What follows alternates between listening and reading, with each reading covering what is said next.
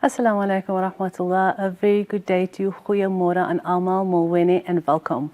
This is Life Matters, the show where we explore the things that matter the most to you and your family, hopefully, inshallah. Today in our parenting edition of Life Matters, we call it Peaceful Sleep, preparing for Ramadan with little ones.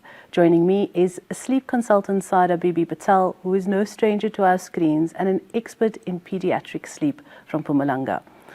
Now, as Ramadan approaches, it is a time of spiritual growth, reflection, and renewal. But for some parents, it can also be a very challenging time, especially when it comes to managing our child's sleep and their routines. Now, many parents worry about how the changes in routine will affect their babies and children. So join me today as we explore how to prepare your little ones for a smooth and fruitful Ramadan.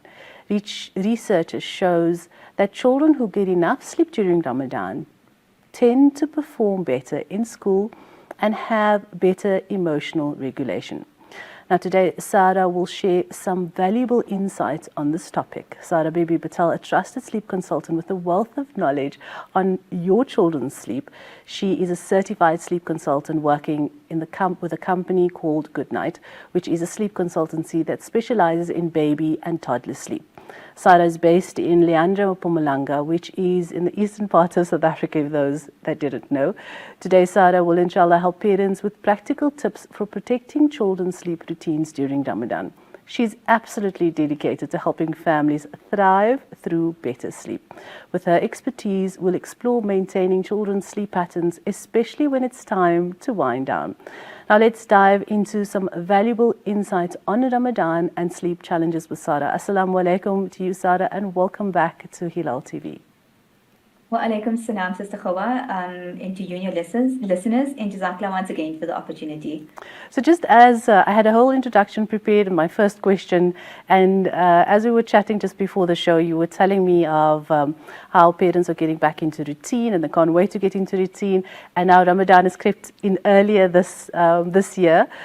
Tell me about some of the common challenge, or at least some of the conversations you are having with parents right now. What are they talking to you about? What are they asking you advice for? Because just before this, you've ended online consultant with a parent. But let's talk about how they have wound down to getting their children into a schedule, back into a schedule now for the new year, and what are parents concerned for this coming Ramadan? Sister Gouwah, Alhamdulillah, I think a lot of my parents that I speak to are back into a routine after the December holiday period. And as I mentioned, it doesn't really take a very long time for babies to get back into routine, about a week, and they are settled. I think the challenge is now with Ramadan coming, our routine is a little bit different compared to our normal day-to-day living. So now parents are worried about, okay, we've just got into a normal routine, but now what do we do? How do we navigate Ramadan? What kind of routine should we be changing up, or how should we be changing up our baby's routine to get a better Ramadan out of it? I think it's the night sleep, the waking up at Sehri. Is my baby going to wake up at that point? What do I do if I'm awake for Sehri, my baby gets up? I think it's mainly the night sleep that parents are concerned about when it comes to the upcoming Ramadan. So how can parents prepare their babies and children for the changes in that routine during Ramadan? Ramadan is a long period. It is a full 30 days. And I always tell my parents, I wouldn't necessarily worry too much about trying to start getting your baby into a Ramadan-friendly routine before. I would immediately jump into it once Ramadan has set in, because it's a full month. I can definitely guarantee within 5 to 7 days of you doing the routine, your baby will adapt, and for the remainder of your 3 weeks of Ramadan should be a lot easier. So it's not necessarily something that you need to be doing before Ramadan, but I do recommend once Ramadan sets in, you get into the routine and start changing things up a little bit to make it easier for you and your baby. So how can parents then prepare now, not necessarily do the physical actual routine, but establishing a mindset, an environment for that bed routine that works during Ramadan? So maybe some tips. I think it's important. Yes. I think the main thing is that everybody's routine is a little bit different in Ramadan. So for you and your partner, your husband, to come together and decide what is going to work for us this coming Ramadan. Do we want our baby to sleep early at bedtime so we can read Tarawih in peace and dad can go off and mom can be on her own to make her ibadat, with her baby sleeping? And if that's the case, then to look at the age of your baby and decide, do we need to have an additional nap in the day to allow for a slightly later bedtime, if that is what you prefer, or if you prefer a bedtime immediately after iftar, then to consider skipping a nap, the late afternoon nap for your baby, so that you and your husband can get baby done and settled immediately after iftar. So as I said, every parent or every family's routine is a little bit different in Ramadan. It's all dependent on what time does dad come home from work. Does dad have to worry about is he a hafid where he needs to sit and read his door after iftar and then doesn't have much time to help mom out with baby? Or is it that they both can make the time immediately after iftar, get baby to sleep so they have some time before Tarawih to get things going? So just to think of what's going to work for you, and then you have the mindset of knowing, okay, this is my plan, this is what I need to do going into Ramadan. So Sarah, what are some of the common challenges parents do face when it comes to managing their children's sleep during Ramadan, like overtiredness, crankiness, difficulty sleeping if they're not in a current routine? Let's look at the different age groups from infants to preschoolers and respond to those changes within that sleep routines during Ramadan.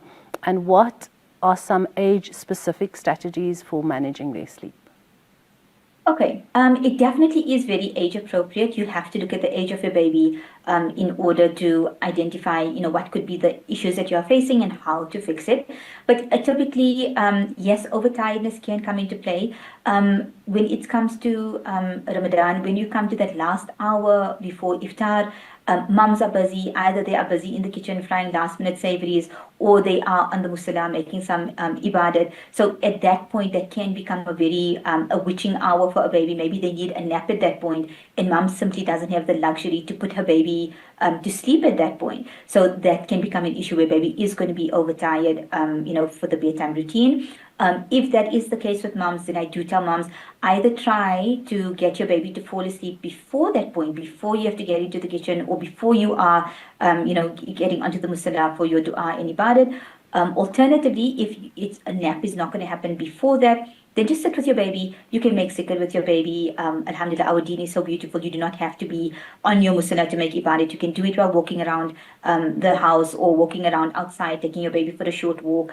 And then if your baby is overtired, just putting your baby down for sleep at bedtime as soon as possible. So as soon as after iftar is you can manage. Then to prevent more overtiredness, getting your baby to sleep as soon as possible. I think that's the main thing with our babies who suffer from overtiredness.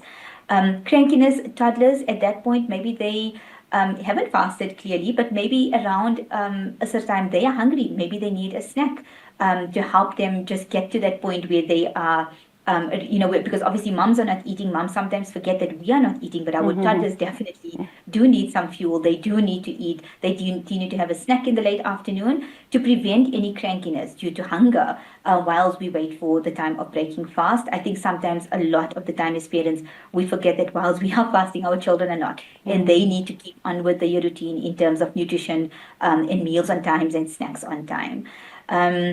Toddlers, I think, like I said, sometimes toddlers wake up too late from a nap and then they are a cranky mess. So then I tell parents, try and wake up your baby a little bit earlier, your toddler. If your toddler is typically napping until 5 in the afternoon, I would wake them up a little bit earlier. So they have enough time to regulate. They have enough time to have a snack. And when it comes to the time where you need them to be calm and content, they are already at that point around Asr time because you've spent some time before that. Filling their emotional cup, making sure they are emotionally regulated, where they can sit with you and you can have a very fulfilling time as a family together making ibadat, but that only happens with planning and preparation on your side. Let's look at how parents can handle a situation where their child resists the change to sleep schedule or maybe even the bedtime routine, and it's something that they're still busy establishing now already, and then Ramadan hits. But it looks like we quickly need to pay the bills. Thank you so much, Sada, for sharing your expertise with us. Stay tuned for our next segment, where we'll dive deeper into preparing your little ones for Ramadan. It's going to be a great conversation. Don't forget to share your experiences on our communication platforms via WhatsApp, Instagram, and our Facebook pages. Now, peaceful sleep is what we're concentrating on, so please do stay with us. We'll be back just after this. Now, are you a parent wondering how to navigate the challenges of Ramadan with your babies and children? From sleep schedules to meal times, it can be quite overwhelming. Join us as we continue to chat with Sada Bibi Patel about her top tips and advice for preparing your little ones during Ramadan. Now, Sada, let's look at parents that can't handle certain situations where their child is actually resisting that change in sleeping schedule or bedtime routine during Ramadan, or that you just starting your bedtime routine and you hit Ramadan and some changes needs to happen. What ideas and tips do you have for those parents? I think the first thing that we want to do when it comes to baby sleeping at night is to be able to do steps to maximize the melatonin levels in their body. Melatonin is our sleep hormone, and if your baby or your child has the maximum amount of melatonin in their body, it will just mean a better night of sleep for them, and it will be a better night for you as a parent. So I always do recommend about a 30-minute bedtime wind-down routine, starting with the bath. Very seldom do babies and toddlers not enjoy a bath time. It sometimes can be chaotic, it can be loud, it's noisy, they're busy having fun playing in the water. And I always think it's a very good stepping stone to set yourself up for success for a good night of sleep. And again, with any change that you make, I do believe to a certain extent, babies and toddlers will resist the change because this is not something they know. It is a strange thing for them. But time and consistency is always the best teacher. So implement a 30-minute bedtime wind-down routine, which means 30 minutes before your babies need to be in bed, you start your bath time at that point in the evening to help maximize the melatonin levels in their body. So you are setting them up for a good night of sleep because they've got the maximum amount of melatonin in their body. If a bath is not working and toddlers or babies are resisting it, then even just a warm wipe down with a cloth is also sufficient to trigger the melatonin production that we are aiming for. So if you don't have time, if you are in a pressed for time and you don't have time for a bath, then just taking a warm cloth, wiping your baby or your child's hands, face and feet will be sufficient to trigger that melatonin production. So I always tell my parents, every child is different. Do what works for you and your baby. So if you've tried the bath time routine and it's not helping in terms of getting your baby to fall asleep easily, then I don't want you to stress too much about it because every child is different. Do what works for you. While the bath does definitely help to maximize the melatonin levels in a baby's body, some younger babies become overstimulated with the bath, and then it takes a longer time for them to wind down. So always just take the advice, but do what works for you and your family as well. Let's look at a possible timely routine. If you're saying 30 minutes before bedtime, you decide their bedtime is at 8 o'clock. And 30 minutes before that is around 7:30 when everybody is still, busy eating or even preparing, depending on which part of the province you're from. So let's talk about the timely routine. So what would your advice be on that? Because now you're preparing the bath, the child is in the bath, you're spending time with them because then you need to now dress them, you need to put them to bed, and that's another half an hour. So that's sometimes even, just over an hour. So please guide us on when to get into the kitchen, when to get out of the kitchen, when do we need to sit down and eat with the family, etc. Okay, so I think your bedtime should always be dependent on what time was your baby's or child's last nap. That is what determines our bedtime. So if you are in the Cape Town area where sunset is going to be much later, then yes, I would recommend to parents try to get a late afternoon nap for your baby between 5 and 5:30. Try to get your baby to have a nap so that they are not overtired and cranky when it comes to your time of iftar, and you can then afford a slightly later bedtime, which means you can be able to have your iftar in peace. Once iftar is done, you've done your maghrib salah, you've done supper thereafter, then you can go and get bedtime done, and your baby's not going to be overtired because we afforded a late afternoon nap to prevent any possible overtiredness. However, that advice will not work for the mom in Johannesburg and in Mpumalanga, because if your baby is having a late afternoon nap at 5:30 in the evening, then your baby's only going to be ready for sleep around 8 to 8:30, and that's usually the time you need to get ready for Taraweeh. That's the time you want your baby to ideally be sleeping already, so that you can read your Isha and Taraweeh in peace. So in terms of just general keeping to timing, I think in Ramadan timing is everything. I tend to tell parents, try to get your kitchen work done before Asr. So that once you are done in the kitchen, you go for your Asr Salah. Between Asr and Maghrib, you and your family can sit and make your ibadat. Obviously, once Maghrib has set in, you are then going to break your fast. You're going to go eat for your Salah, come back for iftar and have your supper. And then immediately after supper, I do tell parents, sometimes it can be a mad and crazy rush to just pick up and get the kids done, so that when Taraweeh or Isha sets in, they are already sleeping and you've had time to be, fully prepared, where you've had time to actually have some time for yourself. Maybe if Isha is a little bit later as in Cape Town, or you've got some time for yourself, just take a breath for the evening after you've, had this mad rush of everything happening. And then you can go and read your Taraweeh in peace because your babies are sleeping. Some parents prefer to have their toddlers awake during iftar Taraweeh time. And there was a time with my toddlers where I did keep them awake for a short time.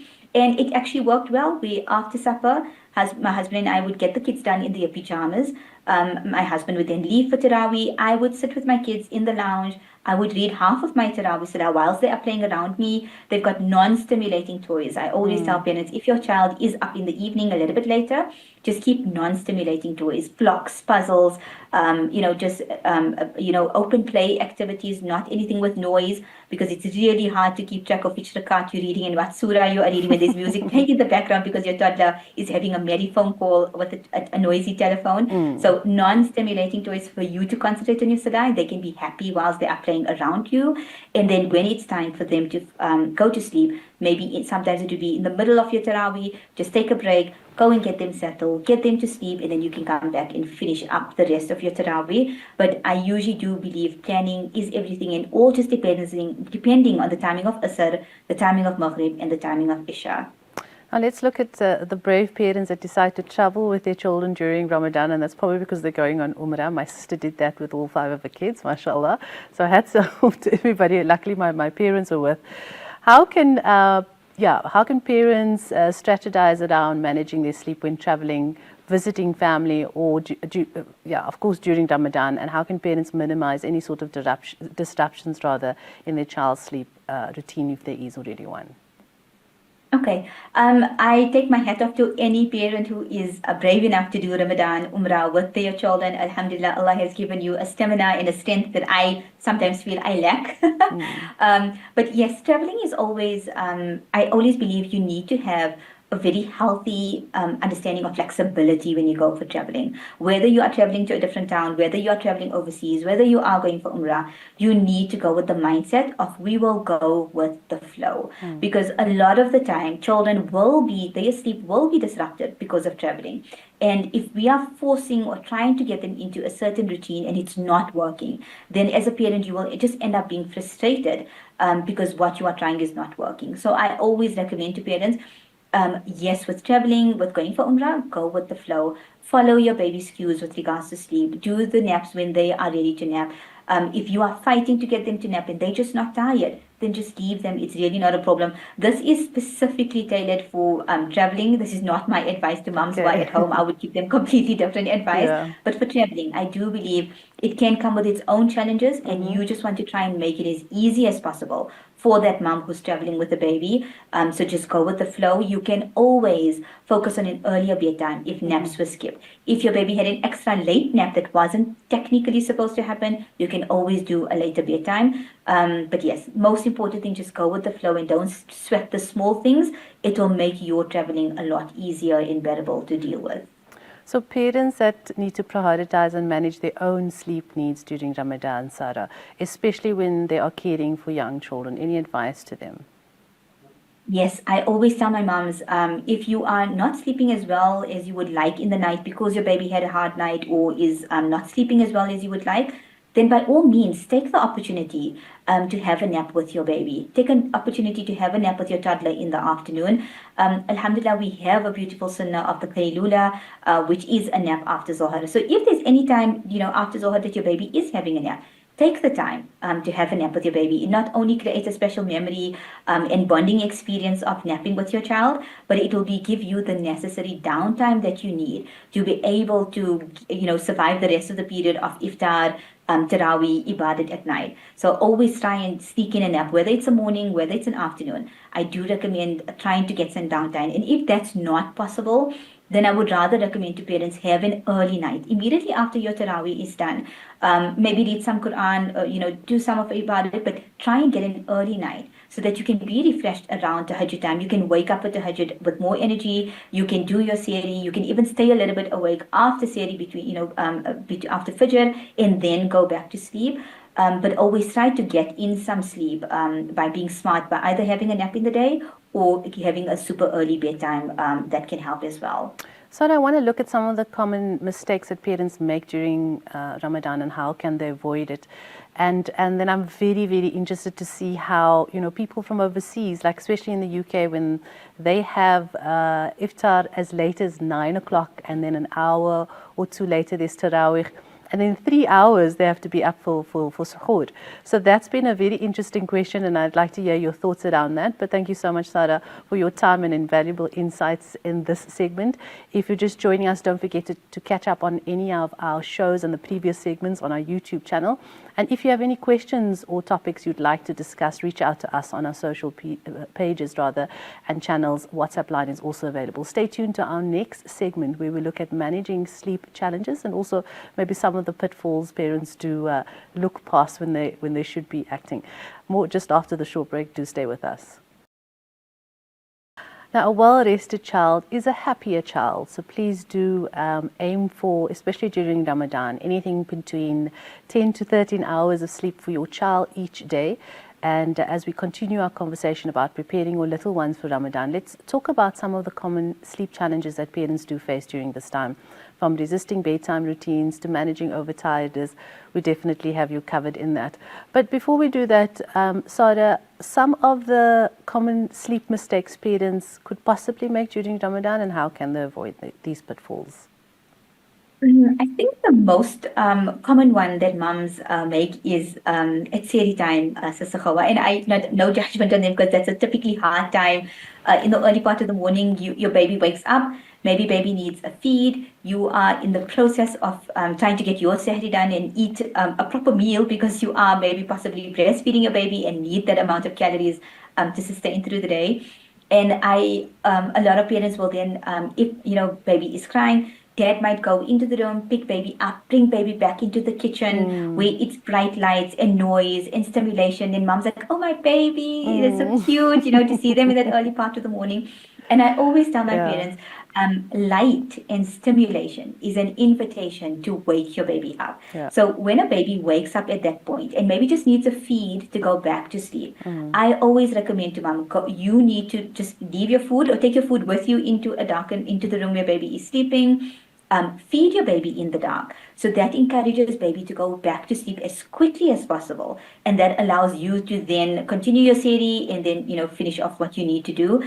Because constant exposure to light and constant exposure to stimulation actually wakes up our circadian rhythm. It decreases the melatonin levels in our body. And then your baby will, over time, will actually create this habit, will then become, this waking will become a habit where baby's circadian rhythm knows, oh, you know what? I need to wake up at 4 o'clock in the morning, or I need to wake up at 3:30 because my body is used to the noise. My body is used to the light, which wakes me up. So we don't want this to become a habitual waking. So I would always remind parents, mom goes into a darkened room, feeds baby, no conversation, no stimulation, in as dark as the room as possible, to help your baby go back to sleep, so that you can then leave the room once baby is sleeping, and then you can continue your Sehri and go on for Fajr. Yeah. Because a lot of the time, if babies are waking up at that hour, they don't necessarily go back to sleep very quickly. Sometimes it can take an hour, sometimes it can take an hour and a half or 2 hours before they go to sleep. And that can be very exhausting for a mom, because sometimes just after Sehri and Fajr, a mom just wants to go back to sleep.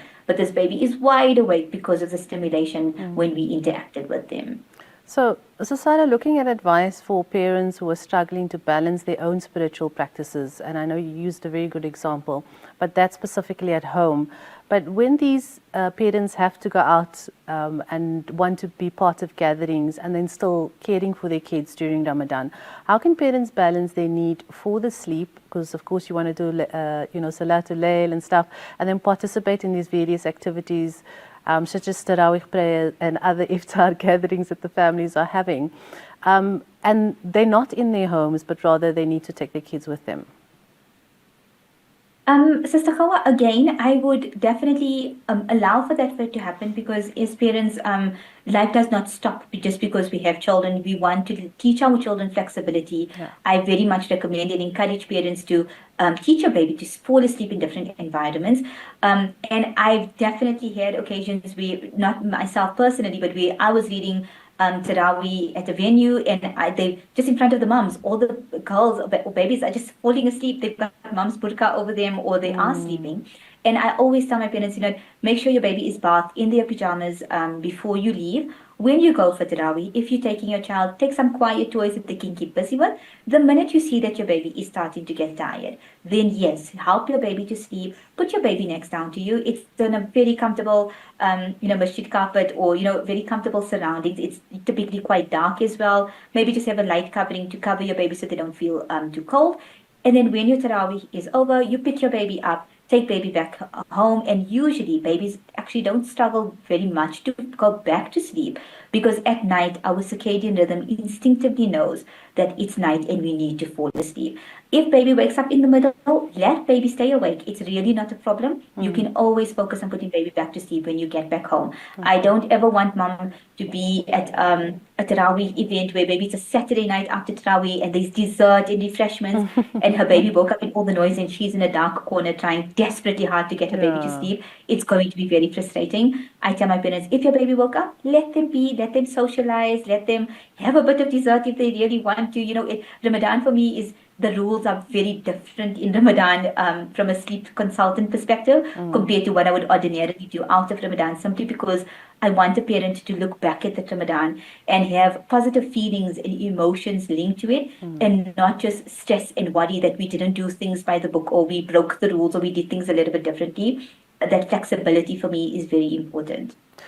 Now, this is a very odd question, but it's often the case when it comes to Ramadan that it sets you in, it's to prepare you for the rest of the year with good advices, good activities, things that you spiritually now establish in Ramadan that hopefully will carry you through the rest of the year till next Ramadan. So is that the same, could it possibly be the same for children when it comes to using Ramadan as an opportunity to establish healthy sleep habits that can benefit their child in the long term?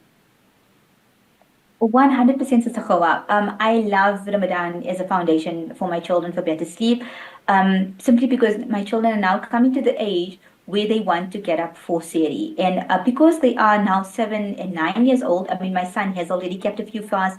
My twins are very eager to keep a full fast. Alhamdulillah, they kept half fast last year and 1 or 2 full fasts. Then it's always important for me to stress to them, well, if you want mommy to wake you up for Sehri, you do need to have an early night, because you are waking up super early. And also I tell my parents, with regards to the younger toddlers, the 3-year-olds, the 4-year-olds, who are not necessarily fasting in the day, I would not necessarily get them up for Sehri every single day, because a lot of the time they struggle to go back to sleep and they then develop overtiredness over a period of time. So keep it for the special weekend where everyone can afford a sleep in. Even if it takes my toddler an hour to fall asleep, nobody has to wake up for work. We can all sleep in a little bit extra on a Sunday morning. But for the children who are now starting to get into the routine of fasting, then an early bedtime has to happen. And then if it allows for them to go back to sleep after Sehri, which now that we are coming into summer, there is still quite a bit of time before children have to get ready for school or get ready for the day. I always very much stress them after Sehri, maybe even the sons can go for Fajr with dad, but when you come back, you need to go to the bathroom, you have brushed your teeth already, you're still in your pajamas, you go back to sleep. And I tell my parents, The focus is not on sleep. You don't need to tell them they need to sleep. You just need to tell them you just need to get into bed and lie down. Have some quiet time, because some children are automatically resistant to the idea of sleep. So the minute you mention the word sleep, their back is already up, because I don't want to sleep. I'm not tired. Don't tell them sleep. Don't let them get resistant to the idea. Okay. Just tell them it's been an early morning. Let's just lie down into the bed for some quiet time. And the minute they get into the bed and are quiet, lying down for a short amount of time, their body instinctively will tell them, listen, we are tired, we haven't, we've been up since quite early, and sleep will naturally follow. But don't make it about sleep. Make it more about, we just need some downtime. We just need some quiet time, and then sleep should follow, hopefully, after that. Some reverse psychology. Let's look at some scenarios where possibly a 2-year-old child who refuses to sleep during the day and becomes overtired at night. What tips would you recommend to parents on that situation? For me, naps are life. A mom's life is so much more bearable when her babies or children are sleeping in the day, but babies are not robots. Children are not robots. They are always going to be occasions where they're not going to not do what we would like them to do. So if your 2-year-old skips a nap, for example, I would simply do an early as possible bedtime. So even if that means getting them done before, ideally you want that 30-minute bedtime wind down routine, starting with the bath. If you feel it's going to take too long to do that routine, then after a sit, maybe get your toddler into the bath, get them into their pajamas, so that immediately after Maghrib, once they've had supper, you can give it 15 or 20 minutes, and then you can put them straight into bed and not have to worry about the logistics of bathing and putting on in pajamas. So if you already know that by that afternoon there's no nap today, it's going to be a disaster, get them done as early as possible to make bedtime as early as possible for you. Okay. And then you spoke about breastfeeding moms earlier on, and I immediately thought about, how does she get to eat even in the morning? How much does she get to eat? Like you said, she has to get enough nutrients in because she's still breastfeeding. So let's help, that struggling mom, breastfeeding mother, to manage her infant's possible sleep schedule if it's a bit disruptive during Ramadan, and how she can maybe prepare meals for her in the morning specifically, when she needs to eat and the baby wakes up and it's still a bit disruptive. What advice would you offer, please? Sister Gouwah, I think for breastfeeding moms, preparation and planning is vitally important to allow that mom to have the opportunity to have a successful breastfeeding and fasting journey in the month of Ramadan. I always tell my parents, if you consult a lactation consultant or a dietitian, they will give you a huge number of powerhouse smoothies, which are nutrient dense but very easy for mom to prepare. So my advice to moms who are breastfeeding, the night before, get your sehri table set out. Try and prepare as much as you can the night before, even if it's putting all the ingredients in your smoothie container, all prepared, and maybe it is in the fridge. Then in the morning when you wake up, if your baby had a rough night, if baby is fussing, and you need to just get done as quickly as possible, maybe then it just means giving your smoothie a whiz and you are good to go. They are amazing smoothie recipes, and I really do tell moms, my breastfeeding moms, that smoothies can be the quickest way for you to get the maximum amount of nutrients in, but done in the quickest possible way. So preparing, trying to get as much as you can done the night before, so that when you wake up that morning, or maybe you even overslept because baby was tired, you at least know everything is done and prepared, and I just have to go in, and I can even do a sehri in 10 or 15 minutes. But yeah, I think preparing and trying to get down with smoothies, because it definitely is the quickest way to get the maximum amount of nutrients, and then making sure that mom is hydrating during the course of the night. So from between Maghrib and Tarawih, trying to get as much liquid in, water, electrolytes during the course of your night, so that it allows you to be able to maintain your milk supply throughout the course of Ramadan and throughout the day when you are not hydrating and not eating as well. I think alarms are very helpful, especially at night after Maghrib and after Isha, to remind you, because that really helped for me every half an hour to take a sip from your bottle, because you get so busy that you forget. But when you hear that alarm, okay, let me go and take a sip. And yes, absolutely, that smoothies is the way to go. So thanks, Zara, for sharing those practical tips. Now remember, taking care of your little ones during Ramadan does require patience, love, and the willingness to adapt. Stay tuned for our next segment, where we'll explore some life real life scenarios when it comes to these case studies and look a little bit more in depth, as well as wrapping up some of the comments we made earlier on. Do stay tuned. Assalamu alaikum wa rahmatullah. Very good day to you. Welcome back to our last few minutes as we wrap up our conversation on preparing your little ones for the holy month of Ramadan. Let's look at some real life scenarios and also some advices that we had spoken about earlier on in our segment. And note that if you've missed any of the information, please do log on to our Hilaal TV YouTube channel and catch any of the Life Matters episodes, parenting and health shows on that www.hilaal.tv, which is anyone around the world can watch it right now live or later on our YouTube channel. So Sarah has absolutely shared some valuable advices and examples of families who have successfully, who have just before we started the show, chatted about some of the concerns of families that worry about sleep during Ramadan. Now, Sarah, can you share any examples of families who have successfully managed their children's sleep during Ramadan? You used yourself as an example. What strategies did they use? Sister Gouwah, I think it's always important to remind parents that sleep has to be looked at holistically. If you want your baby to sleep well at night, you need to focus on the daytime routine. You need to focus on the naps in the day, making sure you are not pushing your baby into an overtired zone. Because the quality of your night sleep is dependent on what's going on in the day.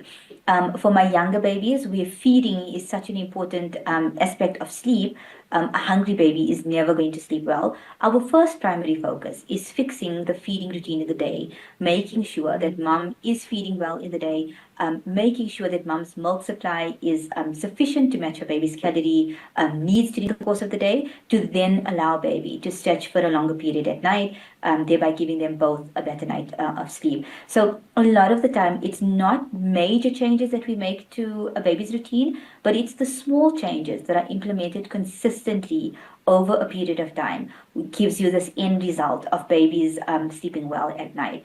I always love giving the example of my son. Alhamdulillah, he was 4 months old in my first Ramadan. We had just come out of the newborn phase and Ramadan had hit. And it was a beautiful Ramadan. I cannot say that I did not manage, because I had a plan and I knew what I needed to do in order to achieve better sleep for both of us. Yes, there were some nights where he traveled. There were some nights where he was not well or I was sick. It's not perfect with babies and children. Life is never going to be perfect. But overall, it was a good experience. It was a positive experience. And it was always a challenge trying to, when you have more than one child, it can be even more challenging because there's so many children to see to. You've got your responsibilities are so much more. But I honestly do believe just planning your day and trying to do as much preparation as possible in the morning with regards to your kitchen work, trying to just constantly make sure, you are on the ball with your other responsibilities. Then it allows you the flexibility to be able to go with the flow when our babies are not behaving in the way that we need them to, when they skip a nap, when they had an extra late nap. We can always go with the flow on that because we've managed to keep all the other balls in place. So preparation, I do believe, is key. And having a menu, I tell my parents, maybe on a Thursday or Friday, create your menu for the week. Go on a Saturday morning, do your shopping, do a bit of meal prep on a Saturday morning whenever you have time over the weekend. Do some meal prep. Alhamdulillah, Ramadan is just one meal of the day. It's not lunch and supper that you have to worry about. So doing these small things and maybe keeping books and activities close by, new things, coloring. Children love coloring, the younger children. Just keeping things close by and being prepared for these moments will really make your Ramadan a more positive experience overall. So you've mentioned naps a few times in the show. Just guide us with regards to naps. Earlier on you said if the nap is a little bit long, children can be crabby. Take a nap later on in the day so that you can keep your child awake later in the evening. And then you also mentioned if you need to sleep, then take that midday nap with your baby. What is the ideal times to take your naps? How long should the naps be? And especially during Ramadan, what are the ideal routine for naps? Okay, so naps will all be dependent on the number of naps in the day and the length of the nap depends on the age of a baby. We've got fantastic nap routine templates for parents on our Instagram page, where based on the age of the baby, we've provided parents with a template. But the main thing for me is with your younger babies, you need to follow an age-appropriate awake time. We've also provided these age-appropriate awake times as a guideline for moms on our website and on our Instagram page, so that moms will know when is the best time to put their babies to sleep. On average, I would say 45 minutes is kind of the minimum that we aim when it comes to a nap length. 30 minutes is a bit like of short, I would say. I would try to aim for at least a 45-minute nap, and then 2 hours being the maximum. So if your 3-year-old is going on to a 2-hour nap, I would definitely recommend waking up your two-year-old from a 2-hour nap, because too much of daytime sleep can also have a negative impact on the quality of their night sleep. So the main thing would be, based on the age of your baby, follow the age-appropriate awake time as per our guideline, and try and ensure that naps happen on time and within a 45-minute to 2-hour range, to make sure that your baby is getting enough daytime sleep, but not too much as well. So sleep regression is a real thing. What happens if it happens to happen in Ramadan? How would you approach a situation where a child is experiencing sleep regression during Ramadan? What steps would you advise parents to follow to address the situation? Okay, so regressions, yes, are unfortunate. It definitely can happen in Ramadan. The thing with the regression is that it should be a temporary challenge to your baby's sleep. The main reason why all of the sleep regressions, besides the 4-month-old sleep regression, the rest of the sleep regressions happen because of some sort of developmental milestone in your baby's life. It can be either a mental developmental milestone, it can be a physical developmental milestone, and those are the reasons why regressions happen. Because it is a temporary challenge, I tell my parents the main thing as a parent you need to be is consistent during the regression. So keep going with your daytime routine. Just because baby had a bad night last night, keep to your daytime routine. Keep to the same feeding routine at night. If baby is waking up multiple times at night, give yourself grace. Rock your baby, hold your baby, help your baby to sleep, because it is a regression and maybe to a certain extent they do need some assistance. But I tell my parents, if it's a regression, I'm not overly concerned. I don't want parents to panic too much, because the nature of a regression is that it should be temporary. I tell my parents, please remember, as parents, as a mom, you are getting reward for simply seeing to the needs of your baby. That is an act of ibadat in itself. So whilst ideally, yes, you would love to have a lot of time to read Quran, you would love to have the energy to stay up at night. Sometimes having a regression during Ramadan might mean that you will not have that luxury, and it might not have happened this Ramadan. But give yourself grace to know that Allah is Ghafurur Rahim, and Allah sees everything and knows that if you spend the whole night seeing to a baby who was crabby and irritable and just needed some help from mom to get to sleep, that is an act of ibadat itself. And alhamdulillah, Ramadan happens once a year. If you have a 4-month-old baby in the midst of the 4-month sleep regression this Ramadan, next year your baby is going to be a whole 12 months older, and you will have an opportunity to have the Ramadan that you dreamed of. Because things just improve with age as well. Babies' sleep should improve with age, and if it doesn't, they can always contact me. But I think for a parent and a mom to give themselves grace that even if this Ramadan did not happen in the way they planned it because of regression or illness or teething, then they can just have faith and hope that inshallah, they'll have the opportunity of the next Ramadan, and it will be better in the way that they wanted it to be. If all else fails, let's just believe that Allah is there to support us. So beautifully said. Lastly, Sarah, please share some resources or support systems that parents can tap into if they're struggling to manage their child's sleep during Ramadan. Sister Gouwah, I have written an article to try and guide parents on what I feel they can do to help get a better Ramadan. That article is on our website under the section of blogs. So they just need to go to our website, www.goodnightbaby.co.za. And if they search under blogs with Ramadan, there will be 2 articles which will come up, which not only helps with the sleeping routine, but I also had asked a lactation consultant to write an article with regards to, directly related to moms who are breastfeeding. How can you manage a better Ramadan and make sure that your milk supply is not taking, a dip during the fasting process? They can always go on our website and have a look at those resources. Last year, this time, I actually did also a live on Instagram with a lactation consultant where we discussed a lot of these issues that mums were struggling with. It was tailored made for mums, preparing them for Ramadan. So they can always have a look on our Instagram page for that live. It is saved on our Instagram page. And they can always contact me directly. My details are on our website. Under Meet the Team, you will see my face, you will see my number. They can always send me a private message if they are really struggling and need additional assistance. Thank you, Shukran, Jazakallah khair, Sara, once again for those inspiring stories and advice. We always appreciate your time and passion for in-depth discussions on sleep. Please do go well. All the best for the holy month of Ramadan. Till we speak again. Assalamu alaikum. Jazakallah, and the same to you, Sister Gouwah. Assalamu alaikum. Wa alaikum salam wa rahmatullah. That was Sara Bibi Patel. And thank you to our listeners for joining us in this peaceful sleep journey. As we conclude today's episode, we hope you feel a little bit more confident and prepared to navigate the challenges of Ramadan with your babies and children. Thanks again to Sara Bibi Patel for this informative conversation and her helpful guidance. Don't forget to visit their website. And remember, Ramadan is a time for spiritual growth, reflection and renewal. By prioritizing your little one's sleep and well-being, you can create a more peaceful and harmonious home environment. Please do join our community of curious and open-minded individuals by subscribing to all our shows. We'll see you next time on Life Matters, Parenting Edition, where we'll explore more topics that matter to you and your family. Until then, stay motivated, be informed, and stay holistically healthy, mind, body, and soul. From the rest of the Life Matters team here in our Johannesburg studio, wassalamu alaikum. Du'as to everyone for blessed Ramadan. Ameen.